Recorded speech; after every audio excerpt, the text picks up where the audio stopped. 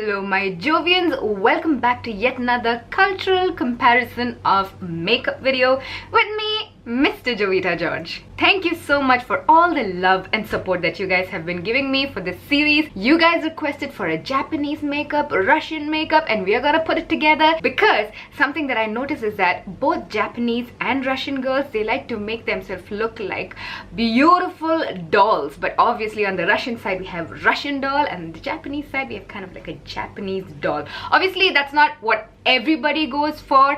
And another thing that I want to clarify is, guys, if there are 100 people in a country, obviously every single one of them is not gonna apply makeup the same way. 50% of them might not even apply makeup at all. So it's all subject to personal preference. Since this is a makeup comparison video, obviously we're gonna take what's significant and what stands out culturally. So I hope nobody takes offense. I just wanted to say that. Now before we get started, if this is the first time you're watching my video, guys, please take a second to click that subscribe button and a tiny little bell right next to it if you don't want to miss any of my videos. I have a lot of videos on makeup and skincare, lifestyle, travel, fashion, all of those good stuff that we girls and boys love. Now let's get started. Please click the red subscribe button and the tiny little bell right next to it so that you don't miss any of my videos. Russian women are particularly fond of makeup. They go for really glamorous makeup whenever they get the chance to wear makeup. And on the Japanese side, we are going to focus on the Igari makeup or the hangover makeup, where they make looking sick very cute, adorable, and glamorous.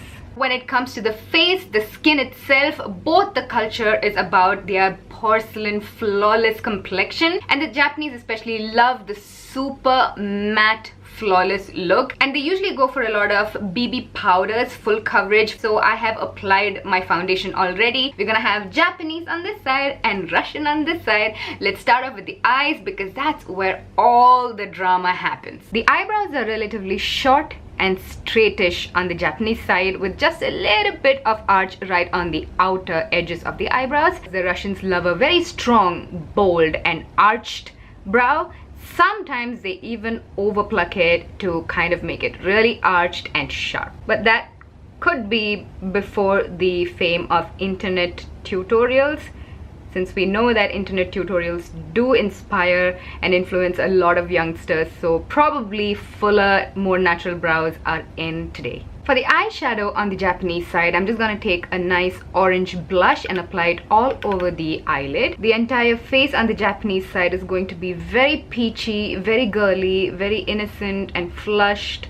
To start building up that doll-like eyes, I'm gonna pop in a white eyeliner right to my waterline. I'm gonna take this white eyeliner even to the lower lash line. Now I'm gonna take a felt tip eyeliner pen and draw the thinnest, most even line on top of my lash line. I have to pay extra attention to this because my hand is just heavy-handed with eyeliner. So I'm gonna try and make the thinnest possible line possible. Okay, I think I nailed that. Now here is the really interesting part. To really emphasize that doll-like feature of the eye, I'm gonna bring this eyeliner all the way down like a droopy puppy dog. And this is gonna really emphasize the roundness of our eyes.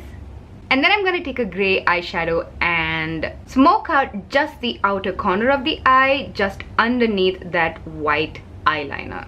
Now I'm gonna apply mascara and stick on a pair of false lashes, which is kind of in a pokey style because that once again is very doll-like. The Japanese even have false lashes for the lower lash line, which are amazing. They make you look so cute and doll-like, but sadly I just don't have any with me, so we'll have to make do with mascara. Okay. Alright, we are done with the Japanese eyes. I've popped on my grey lenses for the Russian eye. One thing that I noticed and I loved is the fact that there are so many similarities when it comes to the eyes with both the cultures, but yet they look so different.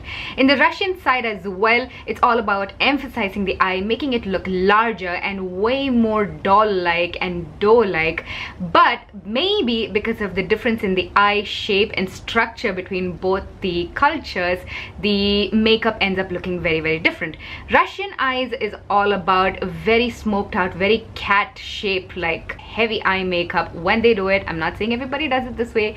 Don't read between my lines, guys. So I'm gonna create a very glamorous smoky eye on the Russian side with sparkly eyeshadow in the center of the eyelid. A lot of Russian girls even match their smoky eye to the color of their eyes, which is very beautiful in my opinion. So a lot of blue-eyed girls would have blue smoky eyes, and green-eyed girls would have green smoky eyes, and so on and so forth. And I'd love to see your input and your thoughts on the same, especially if you are from Russia or from Japan. When it comes to lashes, Russian women love to really emphasize that and go for the biggest, most dramatic, loudest pair of lashes. In fact, a lot of Russian women also go for lash extensions so that they can have that on permanently. Alright, that is the eyes done, and that is the most prominent part of both the makeup. Now moving on to the blush. This is gonna be really interesting, okay? So the Japanese women, they actually use stains, which I don't have a lot. So I'm just gonna take this bright orange blush and they apply it right underneath their eyes. Right there. And this is what is gonna make you kind of look sick or hungover or Igari, like they say. And to add a little bit of sheen to that, I'm gonna use the Hot Mama by the Balm. On the Russian side, it's all about the rosy cheeks. Once again, very doll-like, very bubblegum pink, and that goes right on the apples of your cheeks. Moving on to contour, the Japanese women, very much like the Korean women, like to contour in a manner that it makes your face appear more V-shaped. But the contour is pretty light. There is nothing extremely harsh going on. You can't really see that there's much of a contour. It's like a natural contour, but you've got like a V-shape by the end of it. Coming to the Russian side, contour is gonna be very strong, very chiseled, very glamorous, and very va-va-voom. And that is the face done. Moving on to the lips. On the Japanese side, once again, they use like a tinted lip balm or a lip and cheek stain that they use on both the lips and the cheeks. And just like the Korean makeup, which by the way, if you haven't watched it, click right here. There's a little bit of ombre lip trend going on the Japanese side as well. So I'm taking a liquid lip, applied right to the inside of my lips, and then gently blend it out with my finger.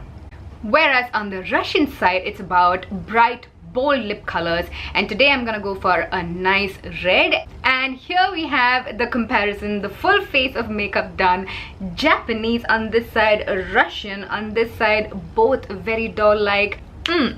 Sound off in the comments below, guys. Let me know what you think about it. I really enjoyed making this video, and keep your suggestions coming. That's all for today's video. Thank you so much for joining me today, and if you have missed out any of my previous videos, please click on these links right here. And before you head out of this video, guys, click that thumbs up button. It really helps me out, and I really thank you for all your support and love. I shall see you in a couple of days right here on my channel, or until next time, I shall see you on Instagram. Mwah!